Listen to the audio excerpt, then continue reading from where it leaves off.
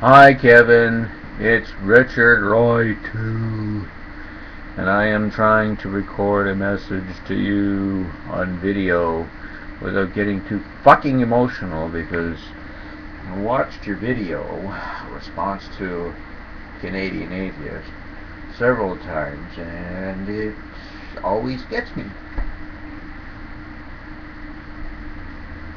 Beautiful. And I got to thinking and looking at that and noticing the differences in our approaches. You're out there, bang bang, you're straight up out there emotional, and I'd been repressed for such a long time in my life that my emotions had become something that I didn't really trust for the longest time. It's one of the reasons why I became repressed, because I couldn't trust them to be vulnerable. And I thought the contrast was so amazing, seeing the two of us. And it looks like we're basically putting out similar messages in response to Canadian Atheist. And when I look at them, I find yours is so. It's got that ire. It's got you look so much more connected to yourself. So much. I don't know how to call it. Comfortable in your own skin, at ease with your own emotional states, and. Remember we were talking about pleasure and pain, and I told you that the emotional spectrum goes across. It's not necessarily an on-off switch for each emotion. It's more like a range from 0 to 10, or whatever you want to call it, 10 being very painful and such an extreme expression of that emotion. I tend to find myself, over the last couple of years, going through processes of experiencing emotions as much as I possibly can, and getting myself choked up in a lot of instances.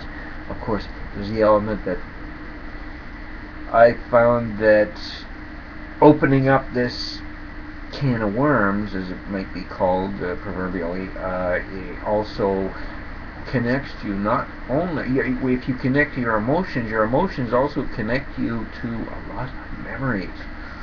And I've been able to take these walks through my past and get connected with my past in a lot of respects. And there are some things a lot of things that I hadn't dealt with. There are certain very important moments that I hadn't dealt with,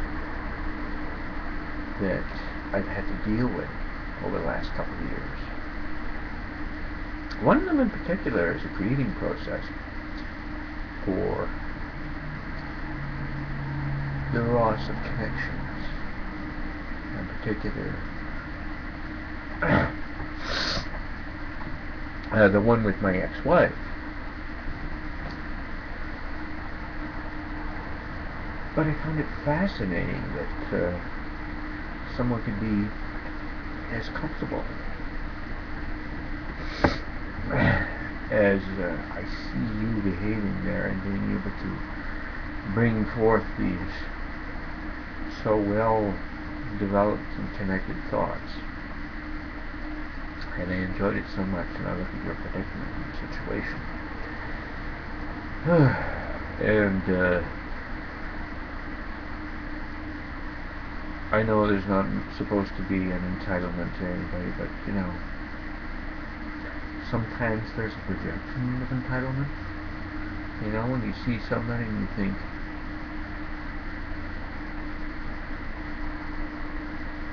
there is a person who deserves something. I'm going to be talking about that issue of the difference between entitlement as to self-induced or self-imposed entitlement and entitlement imposed by other people.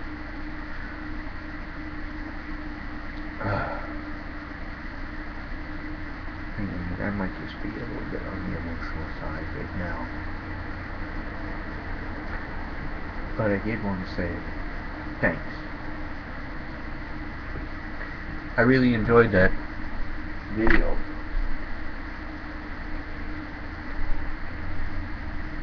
And I will be enjoying it again. And thanks for giving a name to my hat. Scully Cat. I like these hats. I'm gonna have to get a bowler someday. Eventually. Don't you dare get one before me. I better hurry. Anyways, just want to say thank you. Okay, talk to you later. Bye for now.